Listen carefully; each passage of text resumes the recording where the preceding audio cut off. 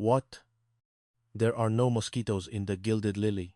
Not since Professor Fogginsbottom implemented his rather aggressive mosquito eradication program with the fly swatter. Only zid. Her voice, ve tinge ve. Kept the hat exasperating. Mosquito, Artie, right there. A giant bloodthirsty one. She suddenly slammed a hand down on the coffee table with a resounding crack, mosquitized. Where? Oh, that is okay. Professor Fogginsbottom. Mott can get it. Don't worry. Mott can get this guy. And now, Professor Fogginsbottom. Look at that. You've messed up the whole game.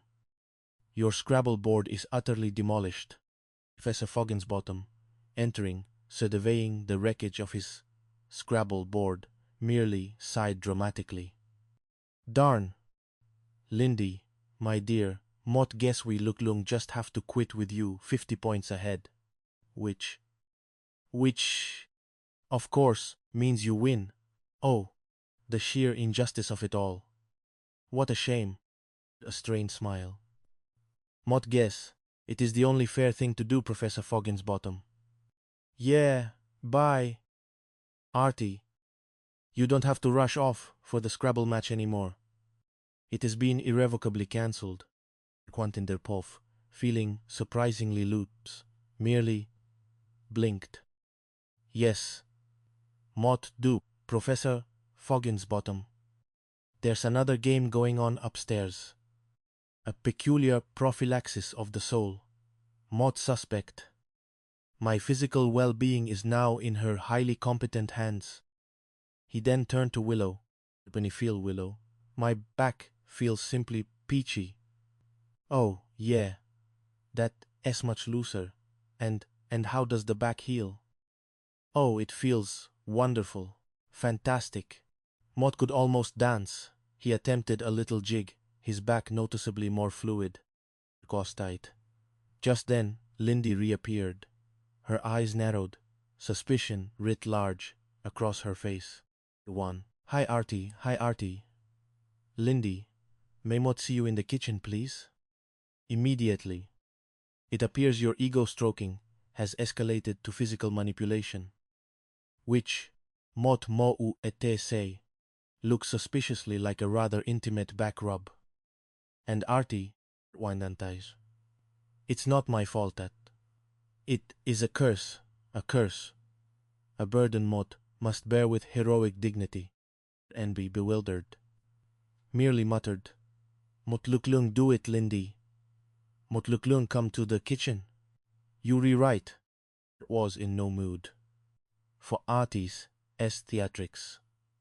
Do you mind telling me just what you were doing out there, Arthur Periwinkle? Lindy, you were an innocent bystander, were you? And she had her arms around you, and you had your arms around her. Wannabe, Free thoroughly stammered. Well, Lindy, my dear, Unabelid, would want to be rude. It was purely for therapeutic purposes. Tint, a peculiar prophylaxis of the spine. Nothing more.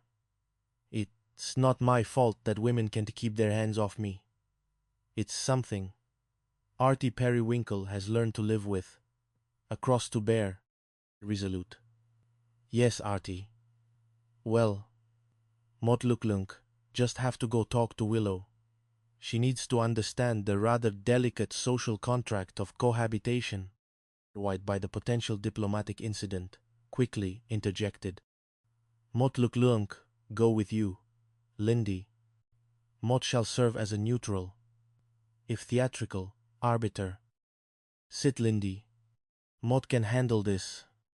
He literally pushed her onto a chair. Wanaite, observing frantic negotiation, merely approached them, her expression calm and unreadable. Pleasin, Doctor. All bright. Come on over here, Arthur.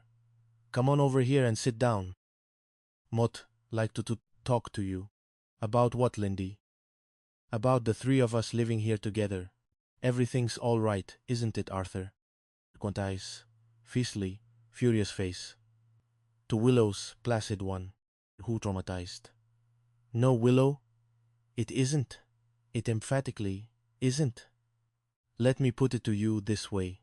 If 1/3 of the three of us, Lindy, had something going on, rather intimately, with the second third of the three of us, Willow, it could get kind of sticky around here for the third of the three of us, might would me. Do you get my drift, Willow? A profound disruption to the domestic ecosystem. Hobby of formation. Oh, sure, Artie.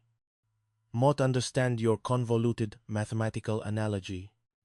And if you've got something going with Lindy, it won't to bother me at all, Arthur. My personal relationships do not impinge upon your domestic arrangements. Arms you, Willow. Willow, no. Mott met talking about you, Willow, and your rather intimate manipulations of Artie's spine, and your attempts to boost his ego, which have clearly gone awry. Bentley. Me, Lindy, Artie said. That you could keep your hands off him, Lindy. That your animal magnetism was simply overwhelming. She then turned a withering gaze on Artie, who visibly gulped, incompletely exposed, stumbled over his words. Ah, no problem, Lindy. That is my fault entirely. Oh, boy. Oh, Artie Pooh.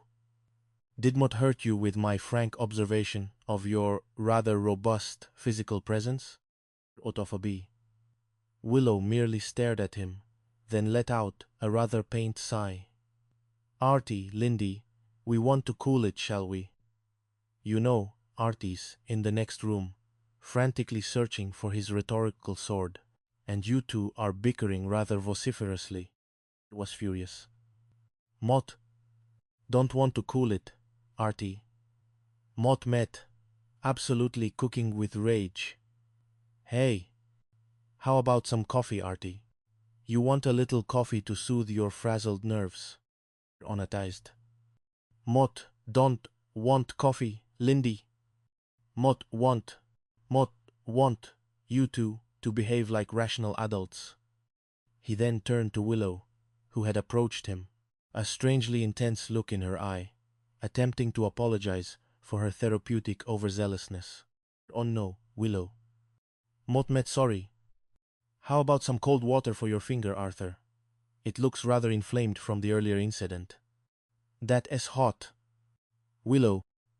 When Mott met around you, Mott do you don't know what Mott met doing. You simply discombobulate my carefully constructed theatrical persona. One prick at Willow. Yeah, Lindy. Will you keep that girl away from me?